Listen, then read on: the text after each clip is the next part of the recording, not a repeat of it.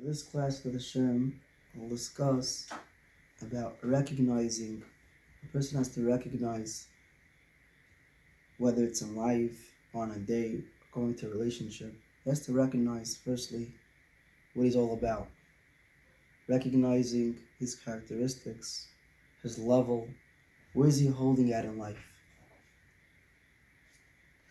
One of the biggest mistakes a person can make in his life is going on a date and thinking of himself that he's the best person out there, yet the woman that he's sitting across from is the worst woman out there. And why is that? Because he thinks his father's rich and her father's poor. So in essence, he's not even judging her based upon herself. Rather, he's judging her based upon her parents. So a person has to realize, where is he holding at? Is that the way to look at life? Is that a way to look at a person and to start judging, even though this world is a very judgmental place? At the right mindset to go on a date. So first, a person has to realize, where is he holding it? Whether it's in Gashmiut, whether it's in Ruchniut. For example, a person wants to drive a BMW, and the girl that he's going on a date with, she doesn't really care for a BMW. You give her a Toyota, a Camry, she's fine with that. If you're the type of person that you need a BMW, so that means you're the type of person that you have to wear Ferragamo, Gucci, Chanel, Louboutin, stuff like that.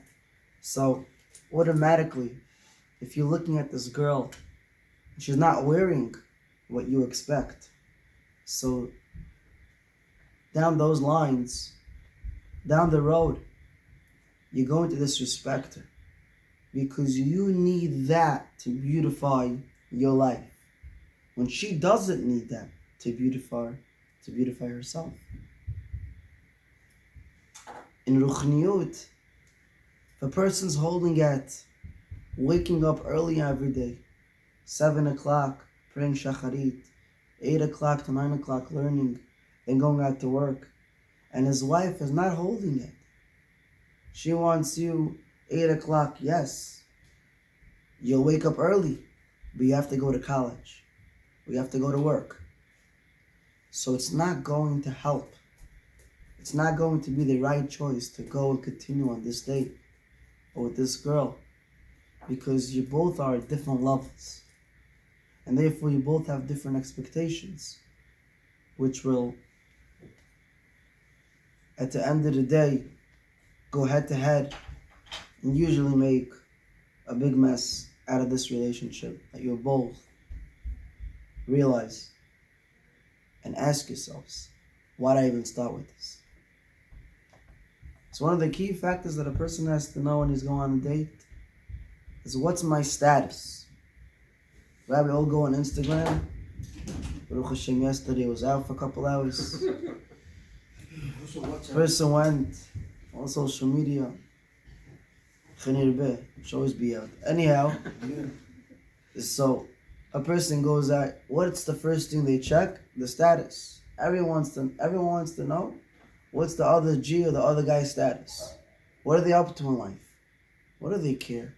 Why do we care what the other person's up to in life? Today a guy posted, yesterday, Jack went to his neighbor, he knocked on the door. The guy opens the door, she's a pie of pizza. She says, he's so generous. You order that pie of pizza for me? He's like, no, the Instagram is down and the WhatsApp is down. I wanted to let you know what I'm doing. So, at the end of the day, why do we look at a post? Why do we look at the status of everyone in the world, or our friends, or the people that we admire?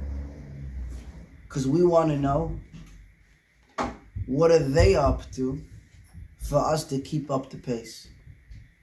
That's how it is in life. If your friend got a raise, you want a raise. Your friend got the new car, you want the new car. That's how it is. We have a desire to always want more and more and more. Gemara says, a person has shlomaneh, it's in time. You have 100, you want 200. A nefesh lo temaleh. The soul, what could you please a soul? The soul comes from Shamayim, from Hashem. It had everything. There's no physical substance that could go and please the neshama, because the neshama is bat melachim. We're also bnei melachim. We have a neshama. And the same way, HaKadosh Baruch Hu made a zivug with us, and he realized that we're on a level to accept the neshama, to accept the Torah, which ultimately we will live with for the rest of our lives.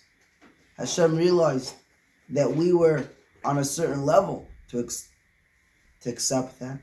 So too, when a person goes out in his life on a relationship, you have to know that more or less you guys are on the same page. Your she'ifot, your desires, your expectations in life, more or less are along the same lines. You want to grow, she wants to grow.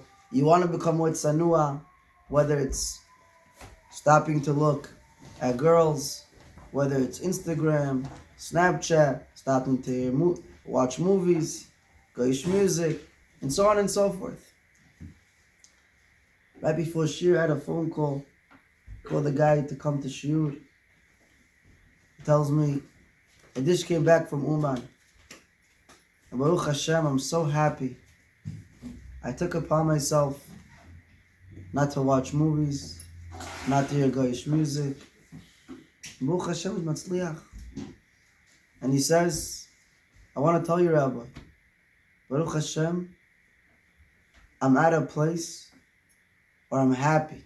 I feel satisfied. I'm 50 days already protecting myself from Zer Levatala. 50 days. It's a big thing. But all this started from, he recognized, where is he holding him? When a person recognizes, Cheshbon Nefesh, the Chafetz Chaim would make a Cheshbon Nefesh every single day, maybe an hour or two. The Chafetz Chaim. The book set up upon him, he was a Tana Gadol, Malach, like an angel, but he sat with himself. People don't have time today. We're always running. Where are you going? I gotta run, I gotta go. We're always running. Fast food, everything is instant. The guy wants to order food, Uber Eats. Okay, now you saved yourself a trip to go to Joseph's Dream Burger, to wait online, this, that, fine. Okay. Lachar Ma'avesrim, after 120, Kadosh Baruch Hu is going to ask you, those 40 minutes that it would have taken you to go to get the burger or the sandwich, what did you do with those 40 minutes? I cut you 40 minutes out of your life. I gave it to you, right? You don't have to go in a car, find parking, forget about the traffic until there, wait online, then order, then we're not 20, 30 minutes. All that is saved. You're in your house, one order, 40 minutes later it comes. But you don't have to travel, you don't have to go in. What did you do with those 40 minutes? Were you on your phone? Were you searching up something? Were you wasting your time with gossiping? Checking up someone's status? What are you doing? When a person sits with himself and he realizes, how does he use his time? Is he productive with his time? Then essentially you could realize what type of person you are And then you could go on a date and look into the girl, or the girl looking into the guy, and realizing if she or he is for you. That first comes to Hakara Atzmit. Person has to realize, where is he holding it? Is he this type of person that he's painting? Is he the type of person that he really deserves what he wants? How many guys go on a date? I want the girl to be a 10. She has to be black hair, blue eyes. Oh, blonde hair, blue eyes. Blonde hair. Listen, everybody, blonde sometimes is old already. Black hair, blue eyes. Okay? Right, you go to Bar Park, everybody's blonde and blue eyes. Anyhow, you want black, you want something unique. And he wants, she should be rich, and should be smart, and outgoing, and flowing. She could talk, open-minded. No cookie tea? He wants everything. He didn't leave one thing out of the book. He has a list. Every day he comes, wait, she's fat, she's skinny, tall, short, black, white. That's the physicality. And on top of that, he wanted to be tzanua, tzadeket, rebbitzin, pray 3 times a day, don't stop, don't look at everybody, be humble. Then look at this guy, this guy's a Rasha Merusha. This is what he wants. Where are you? If this is, he wants a malach, b'kitzur. He wants an angel. But he doesn't realize you're living in a world, 2021, a different world. Different, even the avir, even the air is polluted. A person with that mindset, he's not going to get far. He might not even make it past date 1. Too much expectations. So to realize what you are comes from the truth. A person has to be truthful with himself. Who are you? Who are you, Be'emet? Really, who are you? Are you that type of person or not? You could have a meeting, your boss will ask you, tell me a little bit about yourself.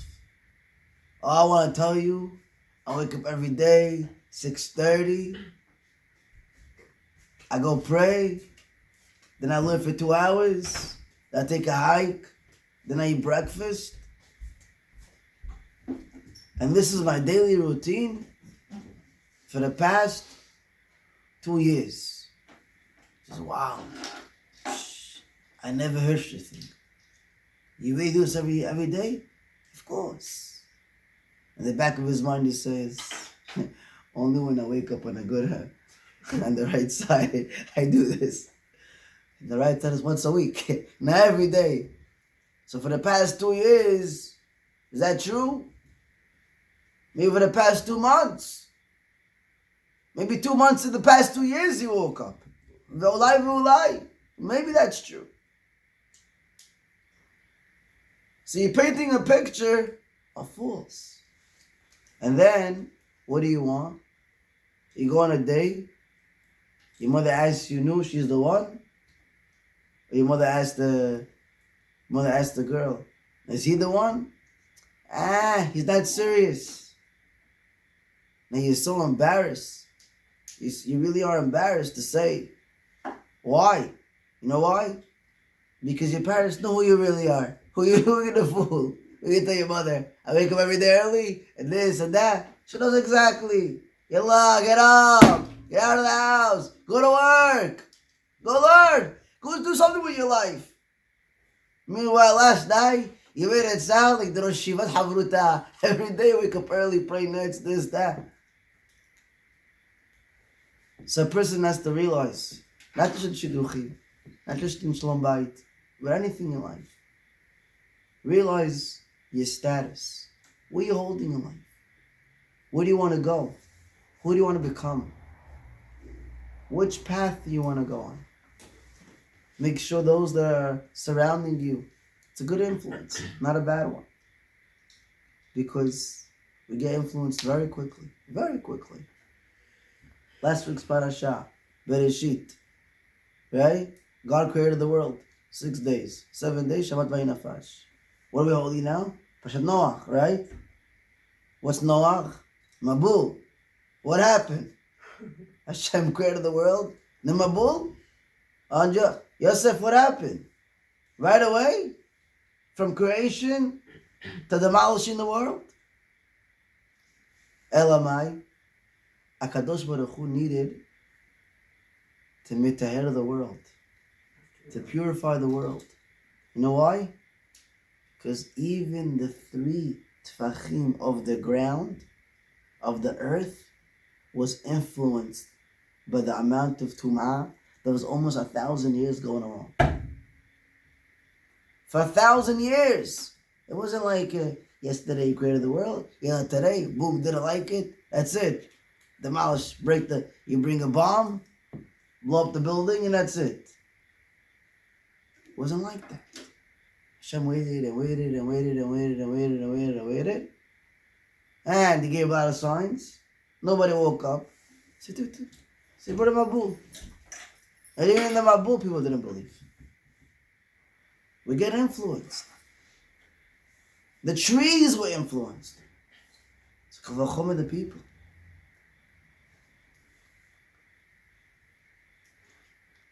Person has to know, don't always expect. Don't always expect. It's not a healthy thing. Person goes to work, wakes up early, goes to work, comes back 6, 7 o'clock. Henry comes back, he's hungry, had a long day. He was so busy at work, he didn't find time to eat. Shtuyot. But that's how people talk. He didn't find time to eat. Because you chose money over food. That's the real reason. Anyhow, he comes home. If he's not married, he looks at his mother. Ma, what'd you cook today? Sorry, I wasn't able to cook today. What do you mean you weren't able to cook today? What'd you do? He thinks his mother is sitting on Instagram in her bed from the morning till now. And she's waiting for her dearest son to come from work and tell him this. She's preparing. A whole story. Yes, honey. You know what I was doing until now? Nothing. Majnun? Your mother was cleaning the house, the dishes, the laundry, mopping, sweeping. She did a lot.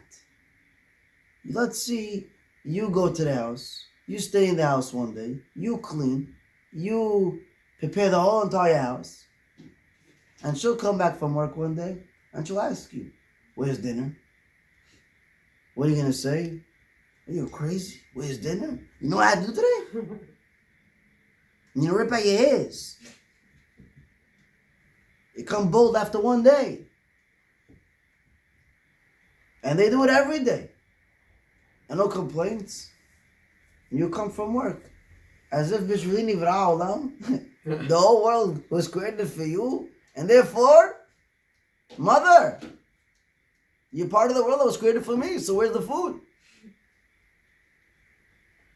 Expectations. What do they lead to? Aggravations.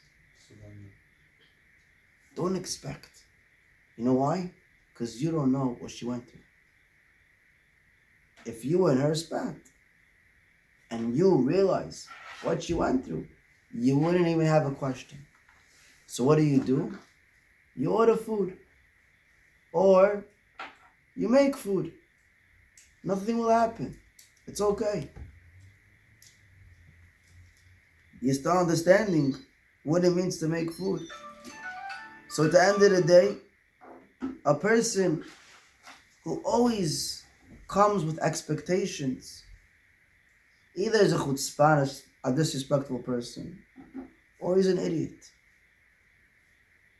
If you cannot realize there's another person over here that has to breathe, that has to live, that does work, it does do a lot, just because you don't understand doesn't mean you should just go and judge.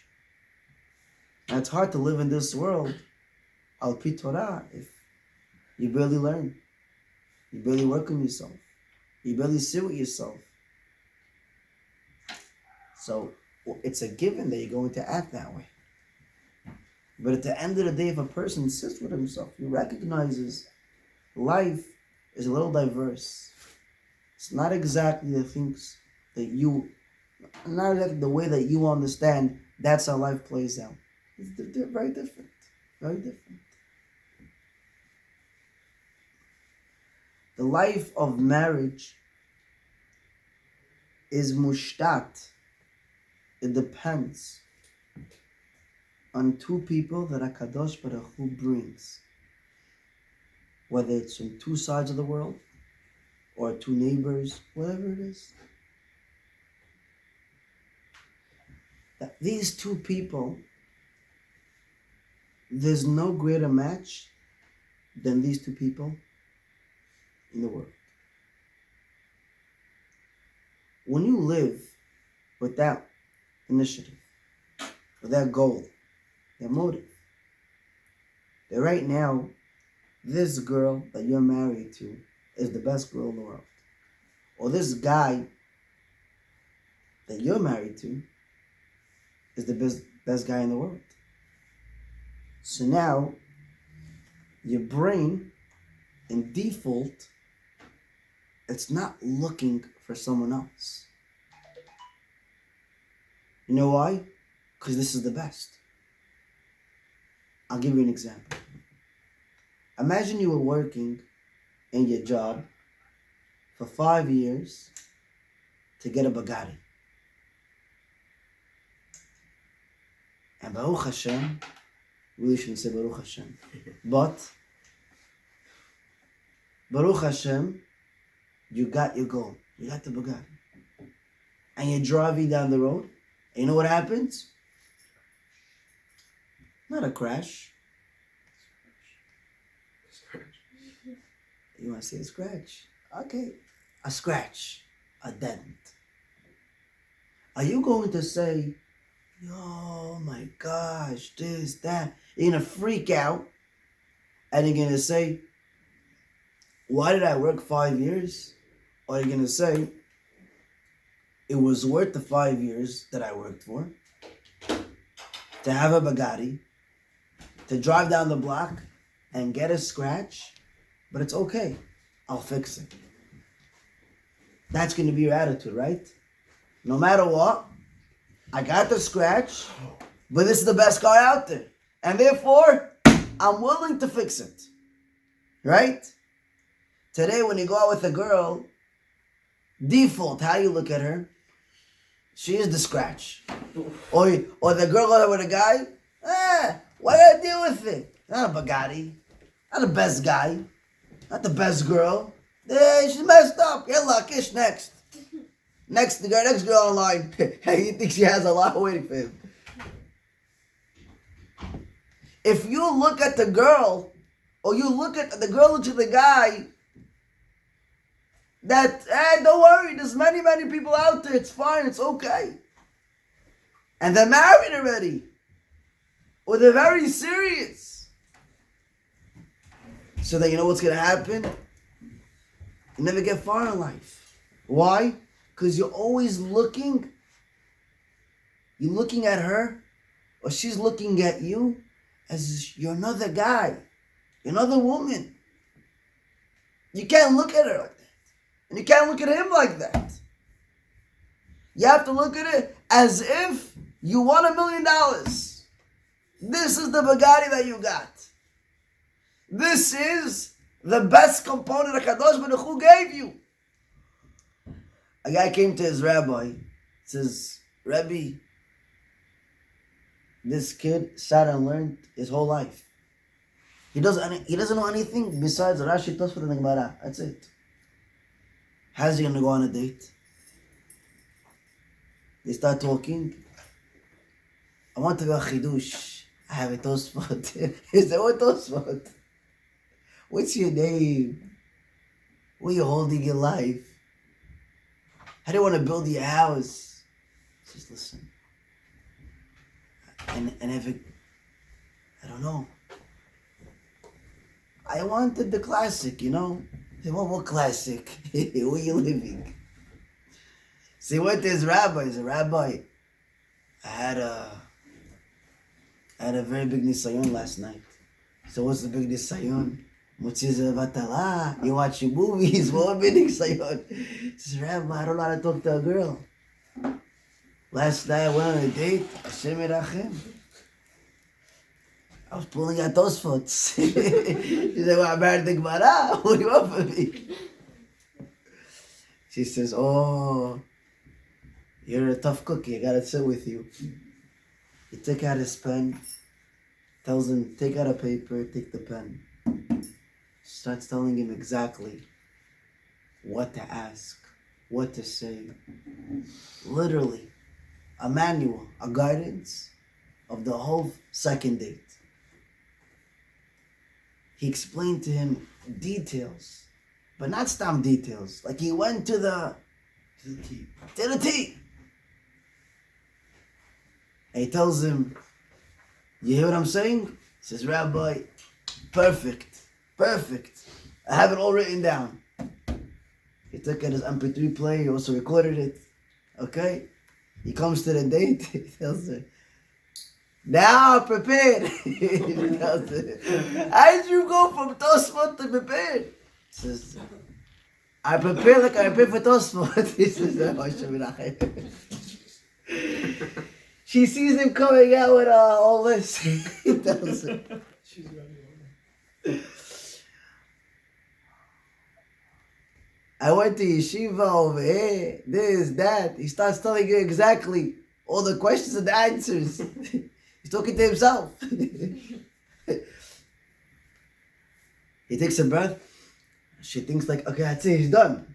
No, I have the other side. He pulls up more papers. At the end of the date, he feels like $1 million. She's so surprised, like, this guy is retarded. He still thinks he's good. He comes to his rabbi, tells him, Rabbi, it was amazing. His rabbi tells him, know how to go. So I just told you it was amazing. He's like, nah, tell me.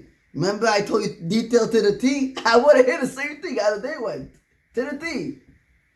So he tells him, you really want to know? He says, yeah, of course. He says, Rabbi, you see these two notes? I brought them to the date and I read off them. Question and answer, Q&As. Says, Hashem Yerachem, whoa.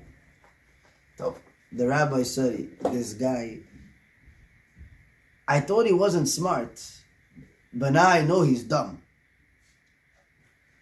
But of course, he can't tell us to the guy.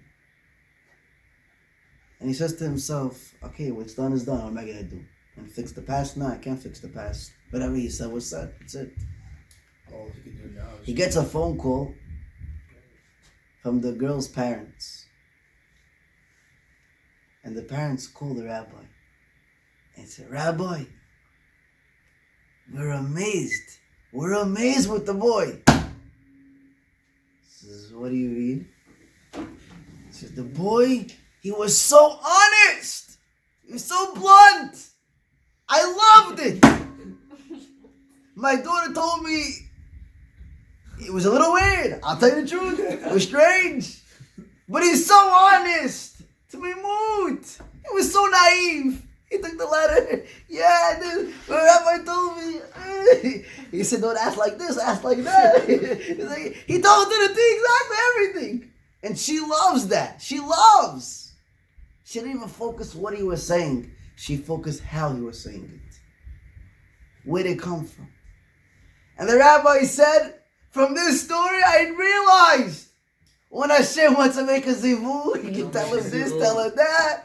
Yalla, every cookie has a cookie. Every droba has a droba.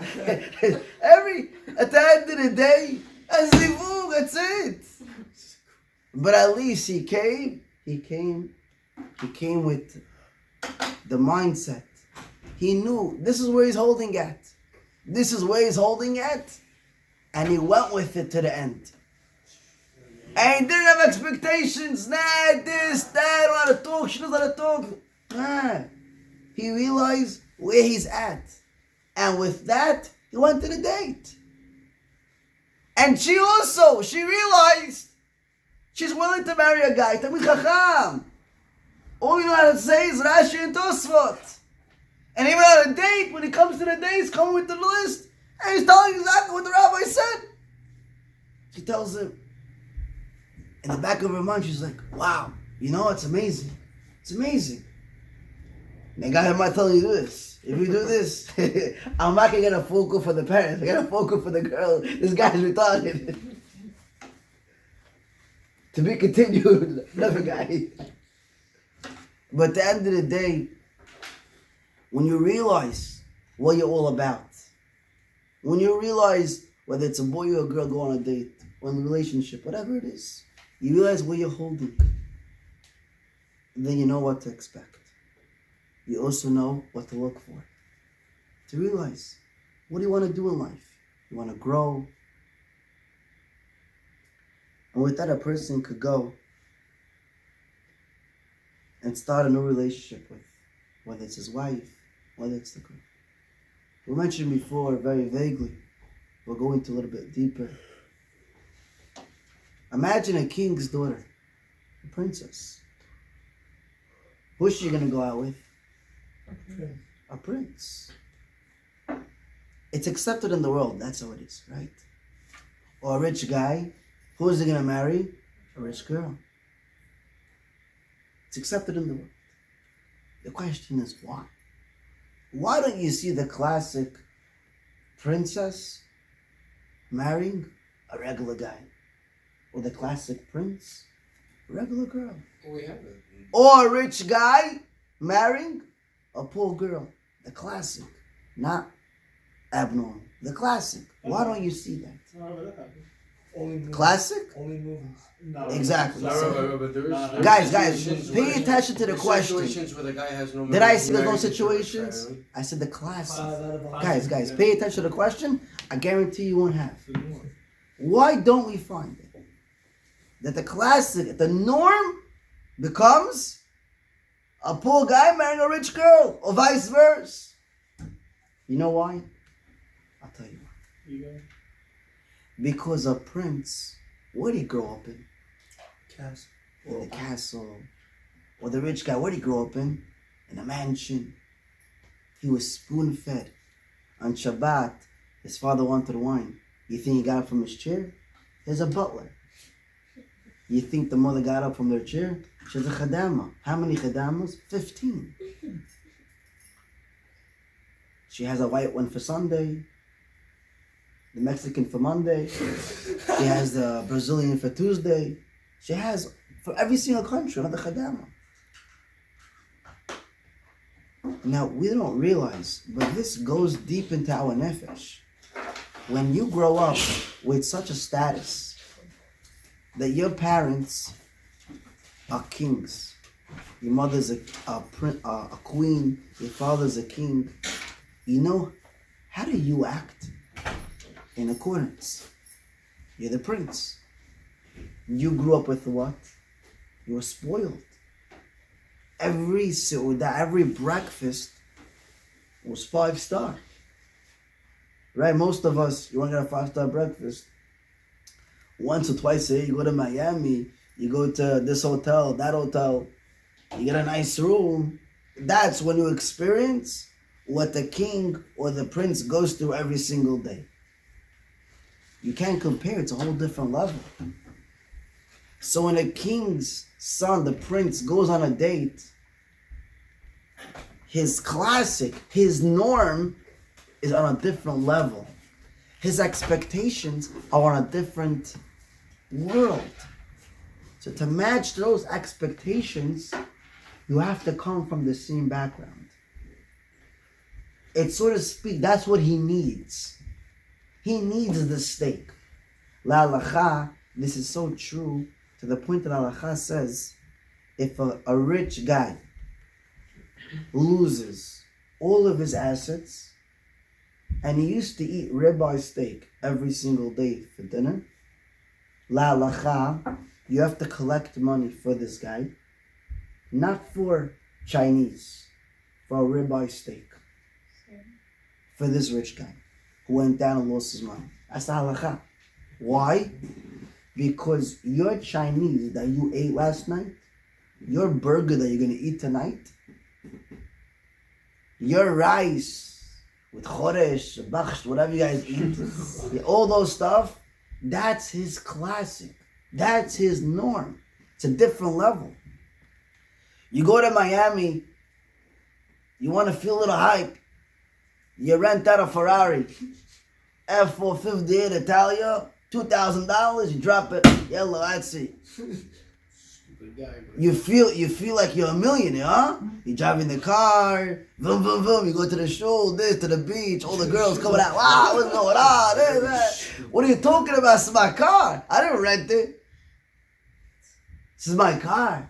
Wow, it's really your car? Hook me up, brother, by this, by that. You don't know from the hole in the wall. He's your brother. We're related. And this and that. Give me your number. 5 hours he's giving it back. He feels like $1 million, right? Yes. The millionaire has a 458 Italia parked in his driveway every day of the week. You think it speaks to him like it speaks to you?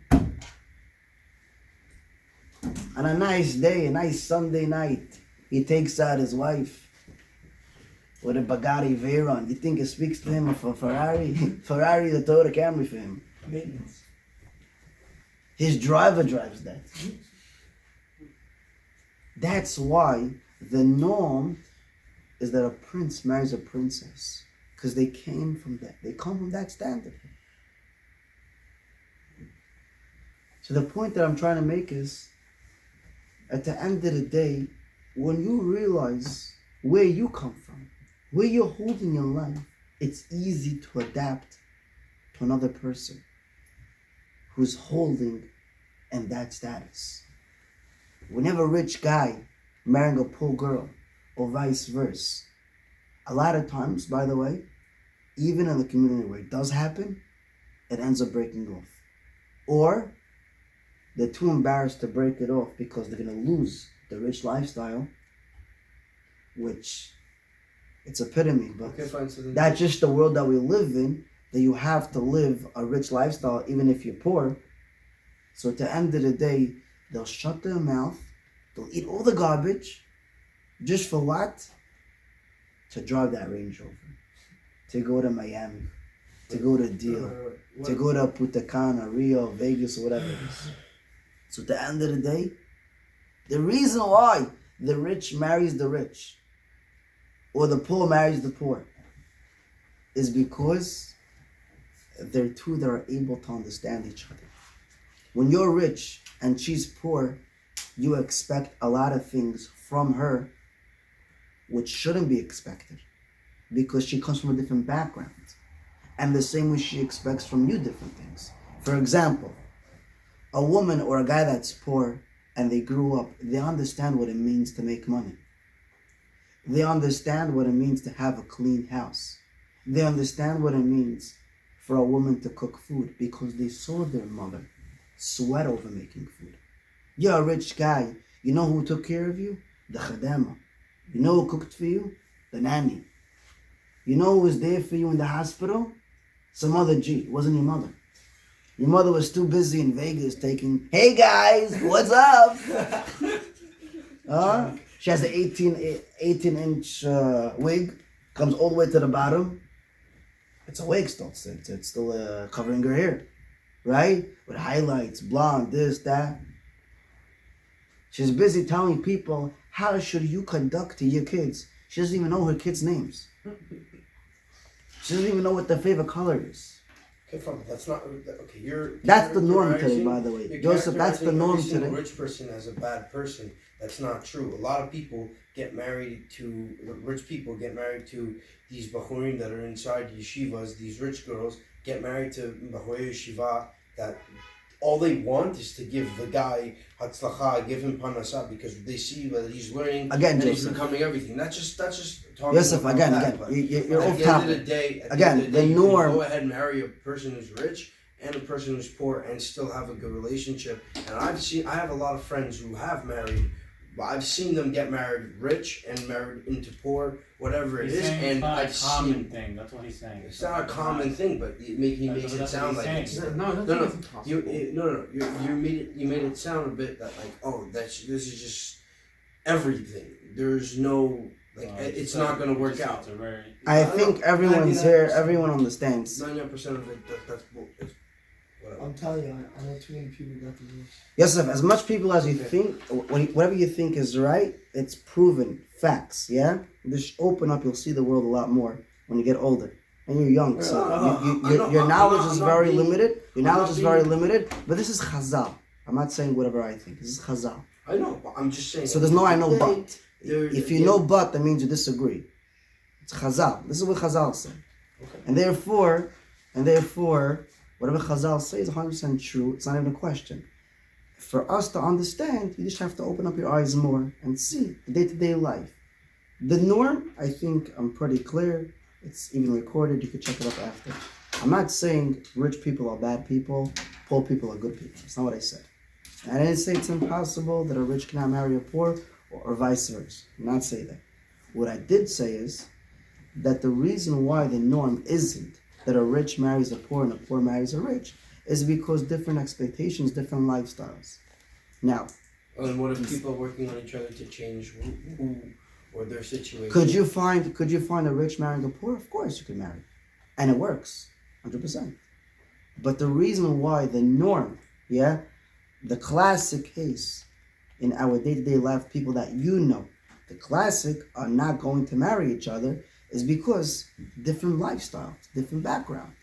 The same way, if you're Bukharian, your first option to marry a girl will probably be Bukharian.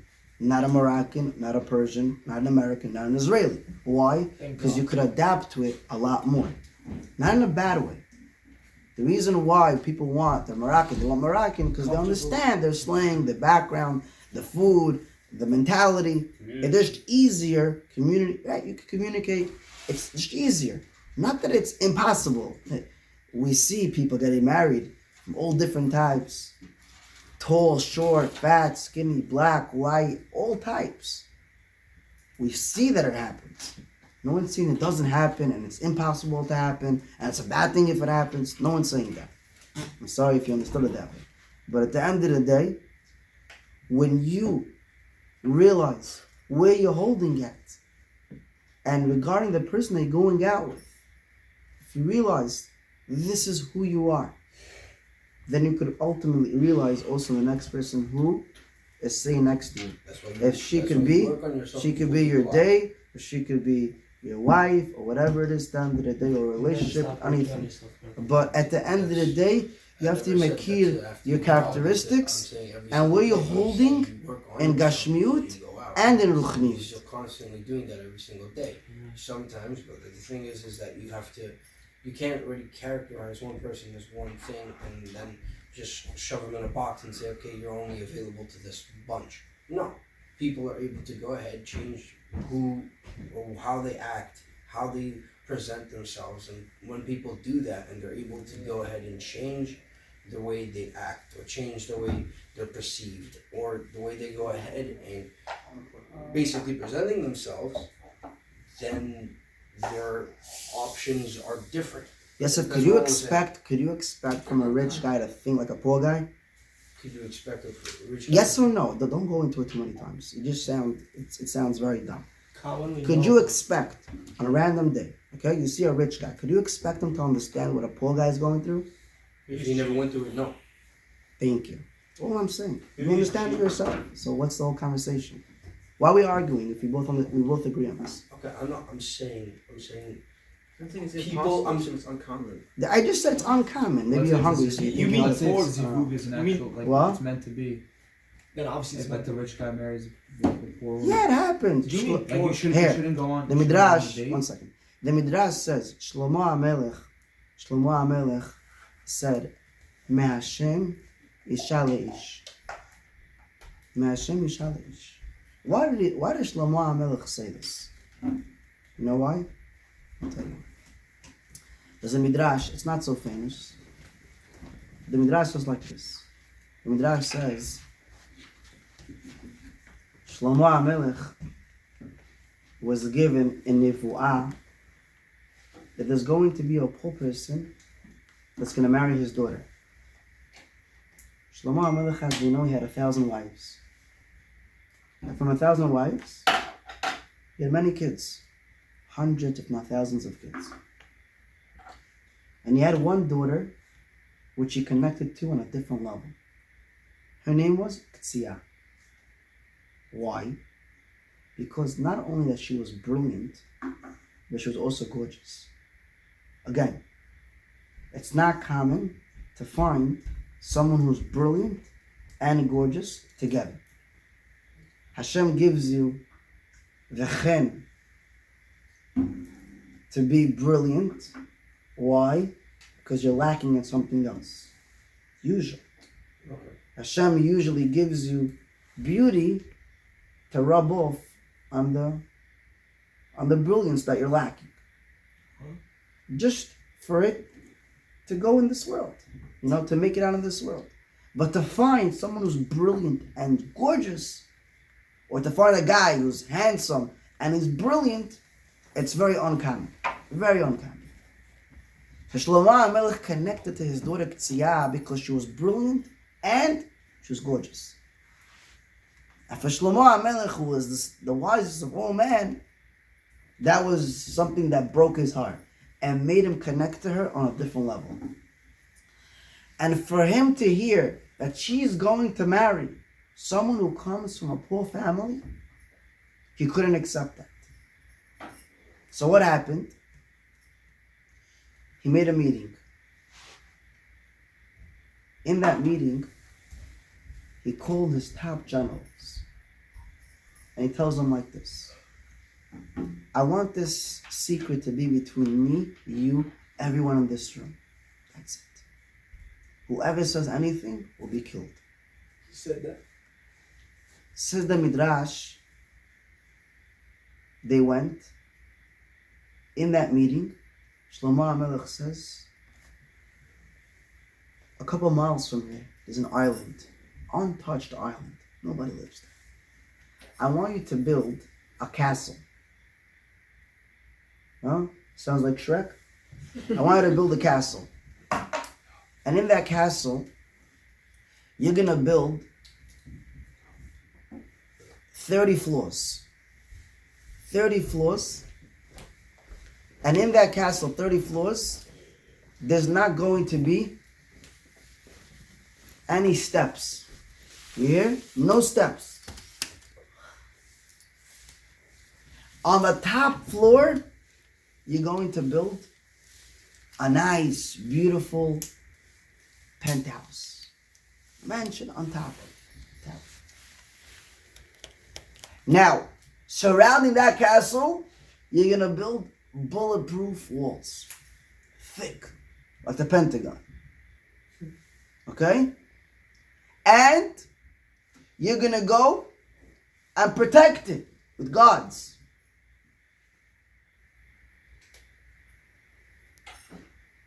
And you're going to take my daughter Ktsia, and you're going to go and put her on the top floor.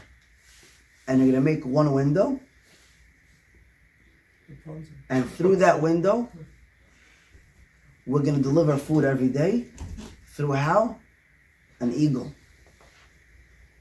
Shlomo HaMelech was able to talk to an eagle and tell him exactly what to do. He was the one who spoke to all the animals, right? Talk to everybody. He understood how what the winds would say, what the trees would say, everything.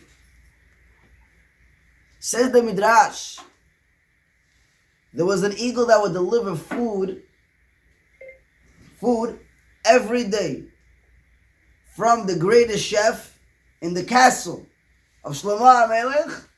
From the kitchen, fresh food every day would take one portion to Ktsiyah in the castle. Every day. Now Was she in upset the... at her father? What? Was she upset after her father did this?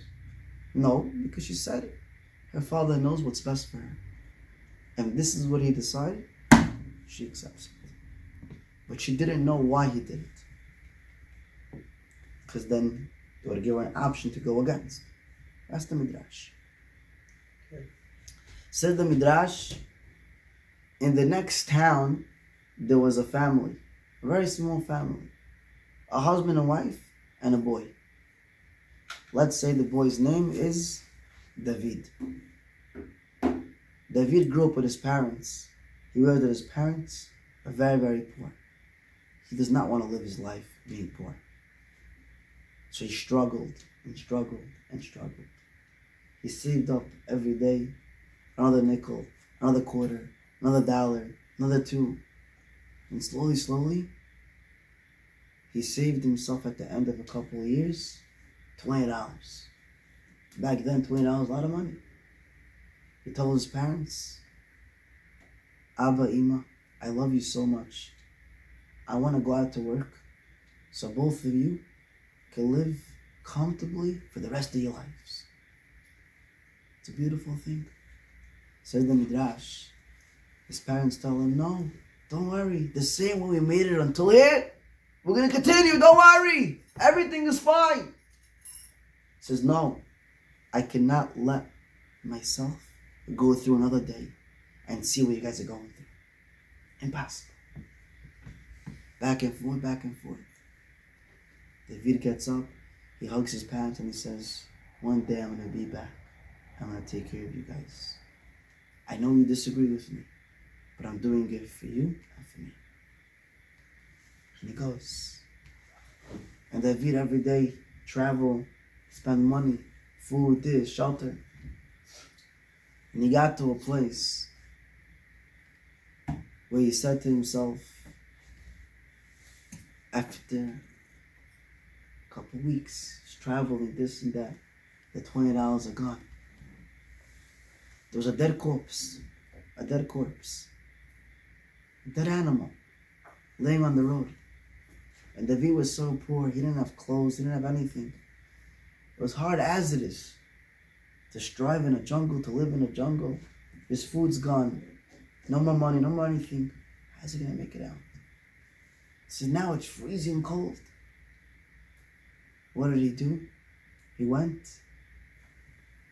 He warmed himself up by putting himself into the dead corpse. The eagle that was going, says the Midrash, the eagle that was going every day from the king's castle, Shlomo HaMelech, to Ktsiyah, he said to himself, I must speak. All I do is I care about Shlomo HaMelech's daughter. What about me? He went to the corpse, he put his legs inside, he picked up to the corpse. And he went straight to the castle. He gave her the meal, and he said, Baruch Hashem, now I'm going to eat. He started eating the corpse. After an hour or two, how much could he eat? He's an eagle. He left the corpse over there. David wakes up in the morning. He sees he's in the middle of a castle. Where am I? He looks outside the window. He sees, whoa, I can't jump. I might die. It's just scary. Imagine you end up one day in someone's house and they're going to kill you. Where's the bat? Where's this? Where's that? He's looking for the staircase. There's no stairs. What do you do? So he's sitting over there in the corner. He's a little shy. He didn't do it. To the Balabaiti, I'm sorry. Hello. You have a way out? Ktsiyah wakes up in the morning. She sees her meal. And then she sees David. She says, how'd you get here? He's like, believe me? I don't even know. I I don't even know. And David and Ktsia, they both realized they're stuck over there, they don't know what to do. After a while, they started talking. They lived together. David took care of her. And he said to her, are you willing to marry me? She says, how are you going to marry me? You need a pruta. He says, don't worry. The food is worth a pruta, right? He picks up the food, made a kinyan. It says now, Hare'at mikudeshet li, with this food. You accept? She says, yes, I accept it. They got married. Huh? Very romantic, huh? Yeah. Sounds like a Disney movie. Forgot the part where she slapped me in the face. Okay. So the Midrash says, they got married. The Ketuvah, he wrote down with a drink or with blood, he wrote a Ketuvah. Kesef Shtar Biyah, Baruch Hashem, everything was fine. The eagle, the next morning, he sees there's two people there. So he says, now I have to bring 2 portions. He goes back to the kitchen, he says, hey, chef, I need 2 portions. He says, sure, I have 2 portions. He says, I need 2 portions. He says, okay, fine, 2 portions. He thinks one for him and one for the Ktsia. He didn't know there's 2 people there. He brings 2 portions. This is going on for a year. After a year, Ktsia has a baby. They need 3 portions. The chef already tells the king, Shlomo HaMelech, something's very shady with this eagle. For a year, he's asking me for 2 portions. And now he asking me for a raise for 3. How much does he want to eat? We feed him good over here. Rib steak, this, that. Says the Midrash, Shlomo HaMelech said, what? 3 portions? Shlomo HaMelech was a wise person. He understood something deeper over here. He tells his general, he brings his army, they get a boat, they travel to the island. They bring all the utensils, they break down the wall, they get a ladder, they go up 30 flights on a ladder because there's no stairs. Comes to the window, and Shlomo HaMelech doesn't believe what he sees. He sees his daughter, her husband, and a baby. What's the baby's name? Shlomo. Huh? Shlomo! He says, he doesn't know what to do with himself. But he says, you know what? If this happened, it must be there's a good reason. He gets off. Nice to meet you. What's your name? David. He says, David, let me ask you a couple of questions. He saw he was a very handsome, very good looking guy. Nay, he wanted to test him if he knows halacha, if he knows Gemara. He's brilliant. Every question Shlomo HaMelech would ask him, David would answer him. Every answer that he gave, Shlomo HaMelech was blown away. Wow, beautiful. How do you know this? I learned this, that. Shlomo HaMelech promised that day he's going to make another marriage. He's going to make another wedding. And he's going to say the whole miracle that happened. What he planned to do and how Hashem went around him and ended up marrying David the pauper to Ktsia, the princess. Shlomo HaMelech got up at the end of his speech and he said, from here I know, clear as day, Me Hashem, Isha le'ish. From Hashem, Isha, a woman, is to a man.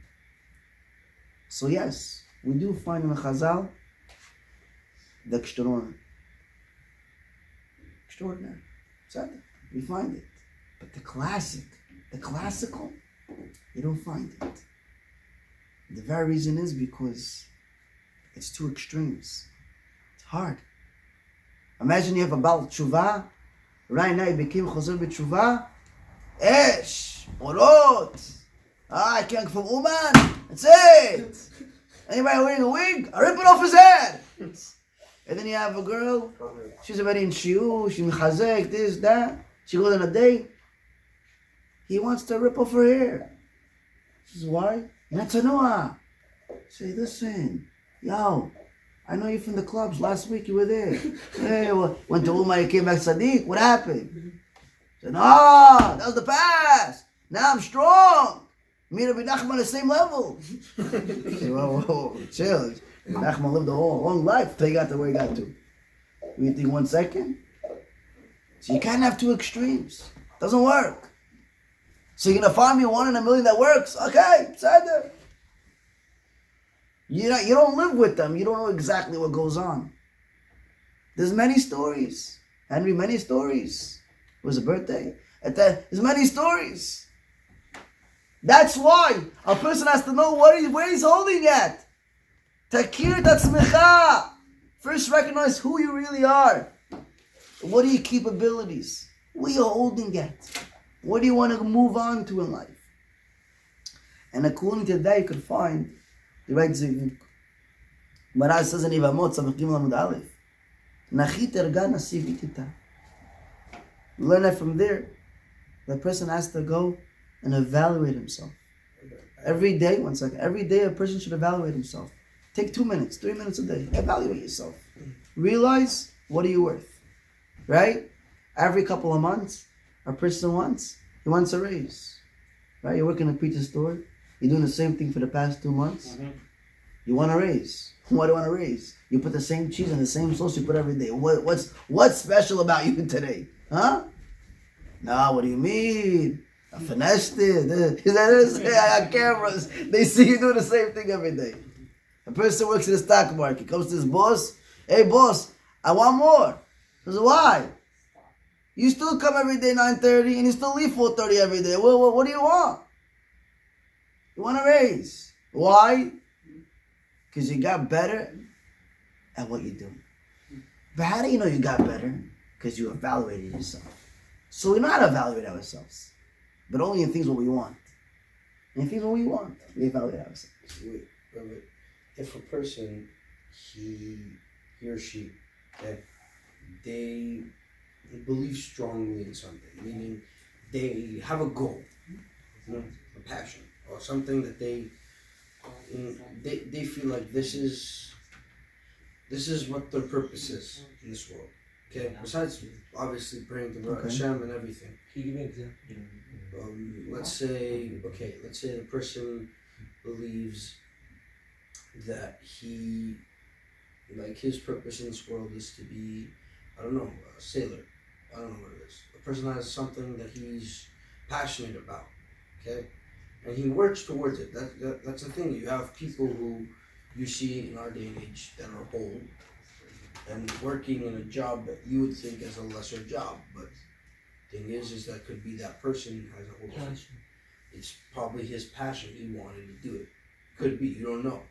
You never know what's the whole thing. Okay. So now, the thing is that going towards that goal, whatever he's working towards, would you say that based off what he's going, he will, like, I don't know, I'm trying to word this, like, not succeed, but at the end of the day, he's thinking that, like, if I do this, then this is the type of, like, I guess, people that I'm going to be attracted and, like, I'm going to lean to. You know what I'm getting at? Plus, at the end of the day, what your goal is in life, right? If you have a mission towards something, okay? Like you said, you want to be a sailor, be a captain, whatever it is, right? So automatically, that's what you're going to do for the rest of your life. Who are your friends going to be? Other captains, other sailors, people on the boat, fishing, whatever it is. That's what's going to happen, right? Could you expect them to become also a rabbi? Also be Bal Chesed? Could be. Anything could happen, right? You have doctors that are rabbis also. You also have guys that own clubs and they're big Bal Chesed. You have two extremes. But is that a thing that you want to go into and expect the total opposite? No. That's not what you want to do. And is that a normal thing to do? No, it's not a normal thing to do also. And most probably, will you do it? You probably won't do it. Okay, now, give a better example. Let's say somebody wants to be very successful, okay? They're poor, okay? Just like how it's very similar with the story that you just gave, but the person he's very poor, but he wants to, he believes that he's worth more, and he feels that in something inside is telling him you have something more. Yeah. That feeling that he's having, is that just like not even, is that Hashem telling him that there is stuff that I want to give you, or is that just his thoughts just making him believe that that's what's actually So last week we spoke about in Helbet Sheet, we mentioned that a person is composed of two main elements. One element is the neshama, another element is the afar. that what? Afar. Dust. Dust, earth. Okay? Which means that a person has a natural desire towards animalistic things, physicality, right? Things that have a desire. Your whole desire to do animalistic things, to drive, to eat, to have fun, to play, right? That's all animalistic things. Why? Because of afar. You were created with the afar. But you also have a big part of you, which is a neshama, and you have a drive to always grow, become stronger, and have growth in Hashem, clarity, peace of mind, learn, more mitzvot. You're always driving towards other things. They both are true. You have a drive to this and a drive to that. They're both equal. That's where Bechira is. Now, what is true is what you decide. Meaning, if you put yourself in a place, an environment where people are growing in one area, most probably you're going to grow with them in that area. If you are putting yourself in a place where people are not working on this, rather they're focusing on becoming a better stockbroker, probably you're going to become a better stockbroker. So it's true that you have a goal within you and a mission within you, and you want to strive to the highest, because we come from something that is the highest, which is in the Shema. But that power that we have within us, you could ignite it towards Torah, and you could ignite it to Gashmiut. Okay. So it's true in every area to every person in this world. Because at the end of the day, even a go is nefesh be'emit. Even a nefesh is spiritual. It might be just like a behemah, but even a nefesh is on a level of spirituality. And that's why even goyim want to, at the end of the day, grow to the highest spirit in their sense. Whether it's money, Elon Musk, Jeff Bezos, or Bill Gates, or whatever it is, or the vaccines or not, they want to grow, right? But we have in the Torah, flash a pasuk, a nefesh lo timaleh. The nefesh, a person's neshama, will never be satisfied. And why is it? Because the nefesh comes from a higher resource. The nefesh comes from HaKadosh Baruch Hu. It's exactly what we mentioned before. The nefesh is just like a rich person that'll never be satisfied in this world. You know why? Because the rich person, he has everything. He has everything, so you can never please him. Imagine you go on a date with a girl who on her sweet 16, she got a Cartier bracelet. And on her 17th birthday, she got a Rolex. And on her 18th birthday, she got a G-Wagon. I was just gonna say. And on her 19th birthday, she got a private jet. And on her 20th birthday, Birkin. she has a private island. And on 21, she has a private yacht. Now, Yosef, you don't exactly come from that. Either one.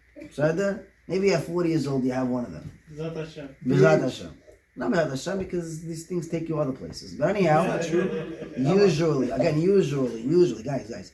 I love how you guys think that you're tzaddikim, gemurim, you're driving a Lamborghini, thinking, Shiviti Hashem, Edin Tamid. That's it. You put on a plaque, I love you Hashem, thank you Hashem, Hasdei Lev, Batich, this, that. We're thinking about Hashem. That's not, you're putting fuel, you're putting emunah. It doesn't work like that, guys. I promise you. Why not? Why not? Because you're too sucked into physicality.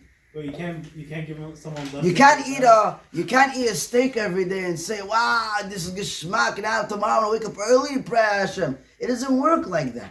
It doesn't work like that. Could you have people like that? Yes. But on a classic day, yeah, a normal person, it doesn't work like that. 1 in a million. Even 1 in a million you don't have. No, Even I 1 in know a million you a don't person have. that's like that. Why can't you can't wish someone the best?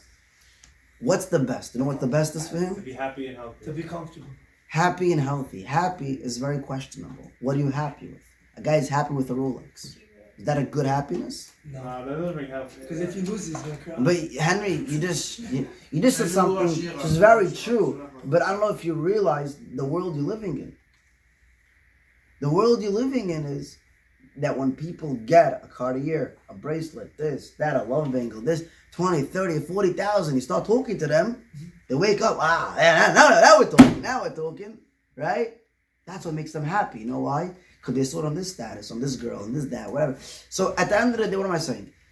A girl that on her 21st birthday, she got a private yacht, she has an island, she has a G-Wagon, she has a love bread, whatever you could imagine, whatever you didn't dream about, she already has. Sounds depressing. Now you go on a date. What are you gonna give her? Huh? What are you gonna give her? I'll give her my have a nice day. Your credit card? Your credit card is you're negative. She's the type of girl you go on a date, she likes to order everything. Options. You know those people? I know a guy, legit story, tells me, I go to a restaurant, I order everything. Everything for the menu. The guy doesn't even eat. Not everything on the pizza. Everything on the menu. This is Broadway in Manhattan, yeah, Le Marais. Everything on the menu. You should just shut down. Give me the tamo, give me this, give me that, give me that. The guy doesn't even eat. He's a bird. The guy eats maybe a little bit. He tastes, whatever. I don't like this one. You didn't spend 5K, 6K, easy. Wrap it up, or give it to some homeless guy. Okay, at least you give it to the homeless guy. What are you gonna give this guy? What are you gonna give this girl? There's nothing that you can please. Says the Gemara, "Anefesh lo timaleh." You can never please your neshama. You know why? Where does your neshama come from? From Hashem, from Shamayim. What are you gonna give it? A Bugatti? We have a Rolex? Your neshama said, "What's the Rolex?" The Rolex is not even the tissue that I write my nose is not even worth the. In Dubai they have $100 bills, toilet paper, huh? And maybe it's fake. Oh, it's fake. But what are you gonna give it? What are you gonna give it? There's nothing that you could give it to satisfy. That's why we have a desire within, and no matter what, we're not happy. Not happy. Just not happy. So if you're gonna go out and you're gonna know where you come from, where you're holding your life, what do you want? You know your values. You know what it means to cook. You know what it means to come to house. It's clean. Not because there was a vacuum, or not because you had 20 khadamas. Rather, your mother, your sister, they helped on Shabbat. They cleaned. You can appreciate it. You grow up in a house, everything is done on its own. You don't appreciate anything. It's hard. It's very hard. Very hard. You have to sit down and explain to this guy what it means to clean. He doesn't even know what it means to clean. Today you go on a date, you sit down with a guy he never cleaned in his life, never cleaned anything in his life. The girl asks him on a date, "Are you gonna help me?" She realizes this guy's on a different level. She gotta say it straight up. "Are you gonna help me? We get married, you gonna help me?" He's like, "With what?" See, I'm gonna break it down to you. Very simple. The house is dirty. You gonna help me? She said, "What's the problem? I'll get you a chadema."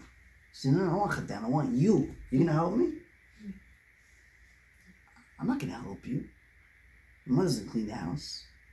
What do we have these G's for?" The sickness. The sickness. He has shefa. Baruch Hashem, he has shefa. But why use it to a disadvantage?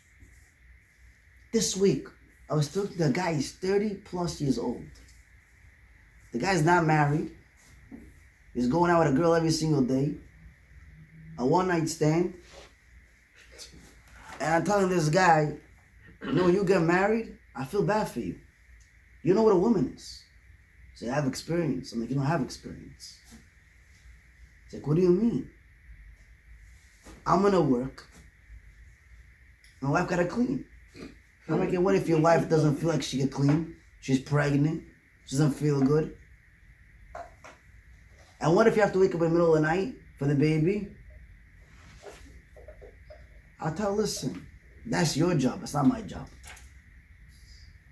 I told him, listen, I really feel bad for you. The old experience that you have, you just showed me they have no experience. So, it might sound like it's obvious and it's simple, but it really isn't. Evaluating yourself is one of the main figures and main important things for a person to know.